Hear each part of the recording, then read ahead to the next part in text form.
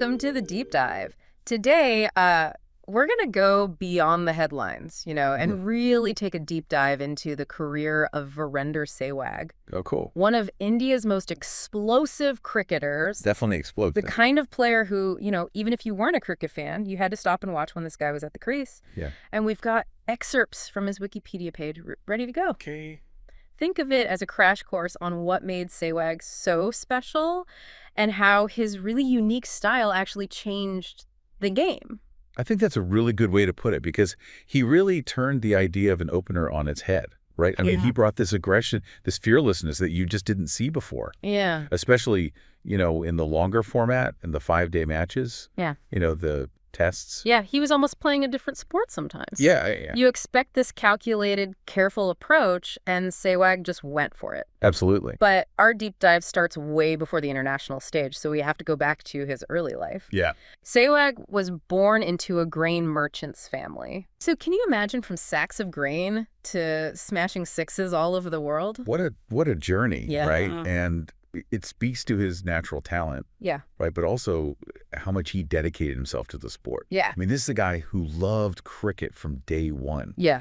And it's a testament to his mother as well, because there's this great story about how Sehwag, as a kid, he was obsessed with cricket, already broke a tooth while playing, and his dad wanted to ban him from the sport altogether. Oh, I remember reading about that. Yeah. Yeah. And his mom saw that passion and secretly encouraged him to keep playing. Yeah. What would cricket be without that intervention? Yeah, I know. It's amazing to think about. It's funny, though, because early on, everyone was comparing Sehwag to Sachin Tendulkar.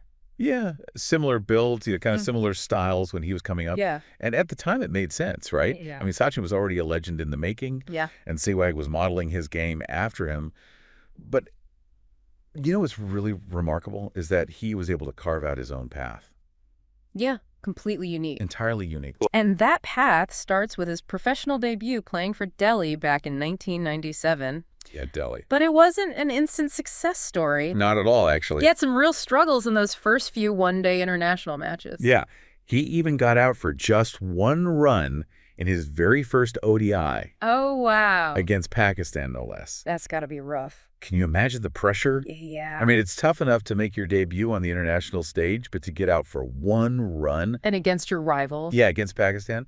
And that actually led to him being dropped to the national team for almost 2 years. That's got to be tough to come back from. Is for any athlete. So what was that turning point? When did Sehwag really become Sehwag? Yeah, I think it all clicked when he was promoted to opener in 2001. Okay. That's when he really exploded onto the scene. He scored a century off his 69 balls. Wow. It was like a declaration. The Nawab of Najafgarh had arrived, and he was here to stay.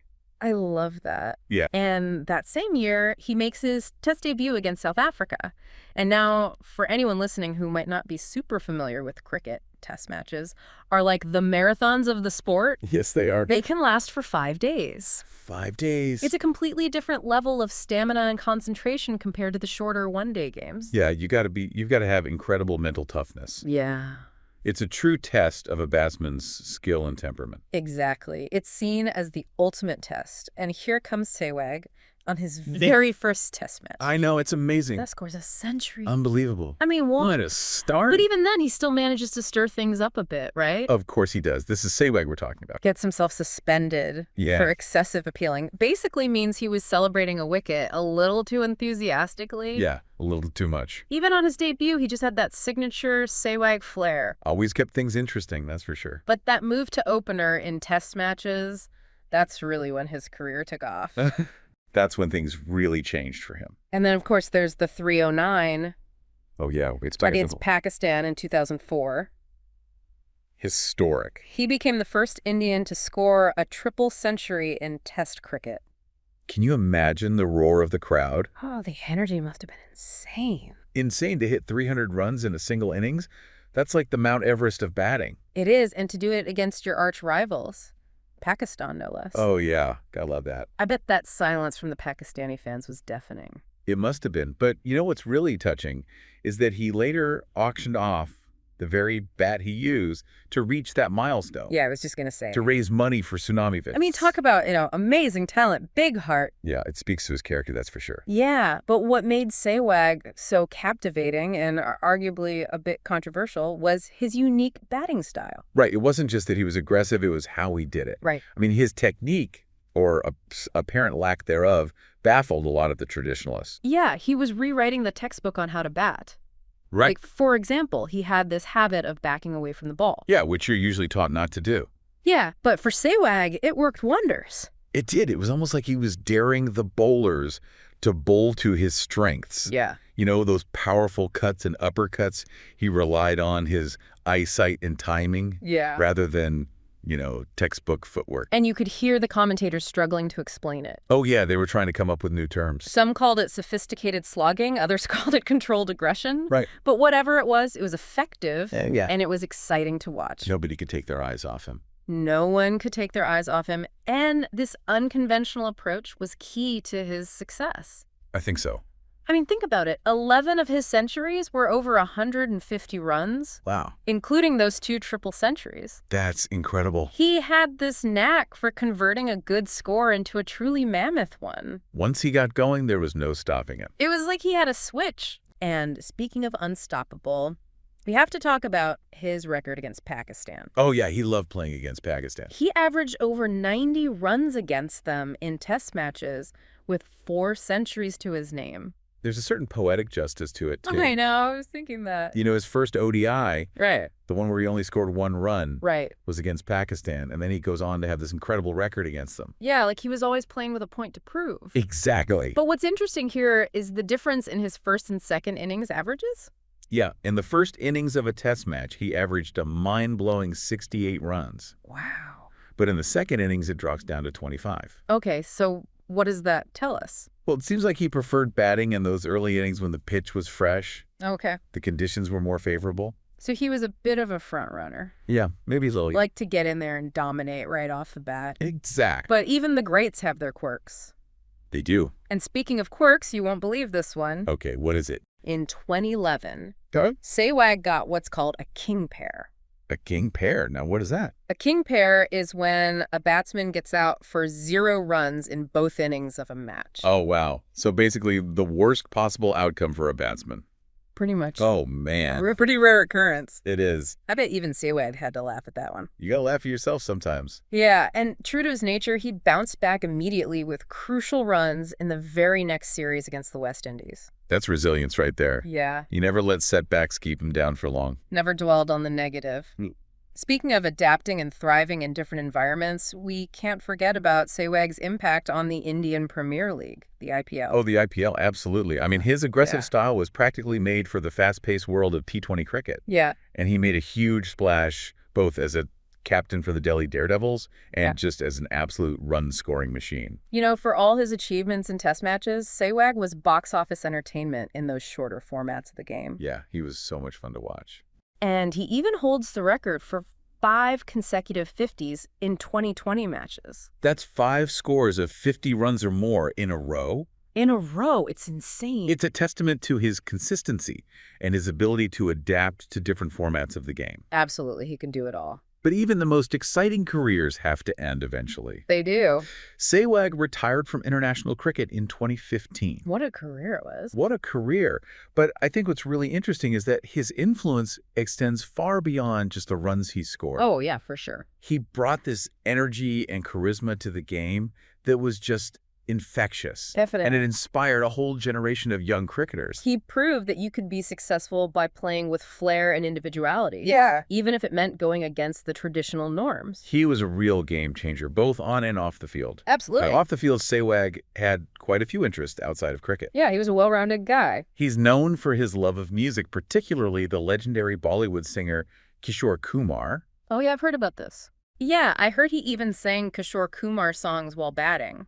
Now that takes some serious confidence. Imagine facing a 150-kilometer-an-hour fastball while humming a Bollywood tune. I mean, talk about doing things your own way. That takes a special kind of personality. Absolutely. Speaking of doing things his own way, We should talk about the Sehwag International School. It was founded back in 2011, and it was actually the fulfillment of his father's dream. Oh, wow, that's amazing. His dad had always wanted to create a place where students could excel in academics and sports. It's really touching that Sehwag made his father's dream a reality. Yeah. And it says a lot about his values. Yeah. Despite all the fame and success in cricket, he understood the importance of education.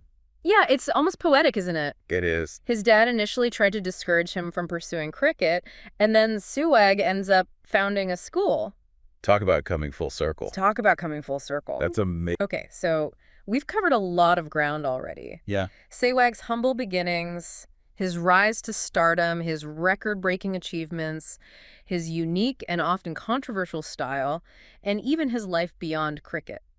What does it all mean? Yeah, what's the takeaway for our listeners? What's the takeaway? I think the key takeaway is that Virender Sehwag was more than just a batsman, right? He was an icon who changed the game of cricket and inspired millions with his fearless approach, both on and off the field. Definitely. But what I think is really fascinating is how his unconventional style actually impacted the sport as a whole. Okay. Did it open the door for other players to kind of break the mold?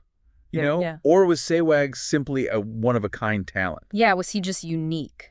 That's the question, isn't it? Good question. Did Sehwag's success give permission to other batsmen to, challenge the norms? Or was he just such a unique talent that his style couldn't be replicated? Yeah. Did he rewrite the rules, or did he just bend them so far that everyone else was still playing by the old book? Exactly. And that's what makes his story so compelling. I agree with that. There's this idea in cricket that you have to build your innings slowly, especially in test matches. Right. You have to be patient, respectful of the bowlers, and wait for the right moment to attack. Right. The classic build a platform approach. Exactly.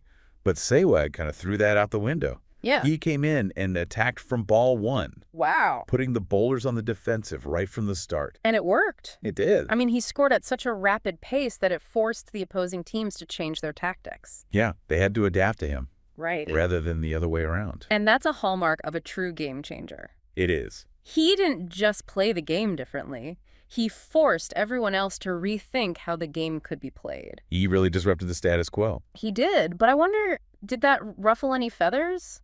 I mean, cricket's a sport steeped in tradition. Oh, yeah. Did some people see Sehwag's style as disrespectful to the game? Well, absolutely. I mean, there were plenty of critics who thought he was reckless, undisciplined, even arrogant. Really? Yeah, they argued that his approach was unsustainable. Okay. That he would eventually, get found out at the highest level. Right. But he proved them wrong time and time again. He did. He was a walking contradiction. He was. Technically flawed, yet incredibly effective. Yeah. And I think that's what made him so fascinating to watch. You never knew what he was going to do next, but you knew it was going to be entertaining. He was a true entertainer, no doubt about it. Yeah, and his impact on Indian cricket is undeniable. Oh, yeah. Huge impact. He was part of a generation of players that really brought India to the forefront of the cricketing world. Absolutely. Yeah, you think about that team with Sehwag, Tendulkar, Dravid, Ganguly. What a lineup. I mean, they were a force to be reckoned with. A force to be reckoned. They took on the best teams in the world and won. And they did it with style. They did it with style. Yeah. And Sehwag's fearlessness was contagious. Oh, yeah, for sure. It rubbed off on his teammates. Yeah, it gave them the belief that they could win from any position. It's like that saying, fortune favors the bold. Yeah. And Sehwag was definitely bold. He was. He took risks, he backed himself, and he played with the joy and freedom that was truly inspiring. And, that's a great lesson for all of us. Yeah. Whether we're athletes or not, Right. It's about having the courage to be ourselves. Okay. To embrace our own unique strengths, even if they don't fit the conventional mold. Totally. It's about trusting your instincts and not being afraid to challenge the status quo. Exactly. Yeah. And Sehwag's story shows us that sometimes the most unconventional path can lead to the greatest success. So as we wrap up our deep dive into the incredible career of Virender Sehwag, I want to leave you, dear listener, with one final thought. Okay. Think about the areas in your own life where you might be holding back. Yeah. Where are you playing it safe? Where are you playing it safe, following the rules, when maybe you should be taking a page out of Sehwag's playbook? Where can you be a little bolder, a little more unconventional, a little more... Because sometimes the greatest rewards come from embracing our own unique style and having the courage to swing for the fences. Thanks for joining us on the Deep Dive. You know what's funny? Because sometimes it feels like the people who change the game are the ones who don't even realize there are rules. Oh, yeah. Just play with instinct. Instinct and passion. And passion, right. Yeah. And it makes you wonder, would Sehwag have achieved the same level of success if he had tried to conform to the, traditional textbook style? Yeah, that's the million-dollar question, isn't it? Right. Was it nature versus nurture? Right. How much of it was raw talent? How much of it was his willingness to break the mold? Yeah. And it's impossible to say for sure. Right. But I think it's safe to say that his unique style was a major factor. Yeah. I mean, it allowed him to score runs at an astonishing rate. Right. But it also put, immense pressure on the bowlers. Yeah. It forced them to rethink their entire strategy. He was like a puzzle they couldn't solve. Exactly. And, it wasn't just the runs themselves. It was the way he scored them. Yeah. He played with this incredible sense of joy and freedom. He did. Like he was a kid, again, just having fun out there. Exactly. And that's what made him so captivating to watch. Yeah. It was infectious. Yeah. He brought a sense of entertainment and excitement to the game that I think transcended the boundaries of cricket. He made it cool to be a little different, Yeah. to express yourself on the field. Absolutely. And that's a powerful message, especially for young athletes. It is. Yeah. He showed them that you don't have to fit into a certain mold to be successful. Right. You can be yourself. You can play your own way and Right. still achieve greatness. And that's a legacy that extends far beyond the cricket field. Oh, absolutely. It's a lesson that applies to all aspects of life. It does. So as we wrap up our deep dive into the extraordinary career of Virender Sehwag, I hope you've come away with not just a greater understanding of his impact on the sport, but also a sense of inspiration. To be a little bolder, a little more unconventional, A little more you. a little more you in your own life. Thanks for joining us on the deep dive.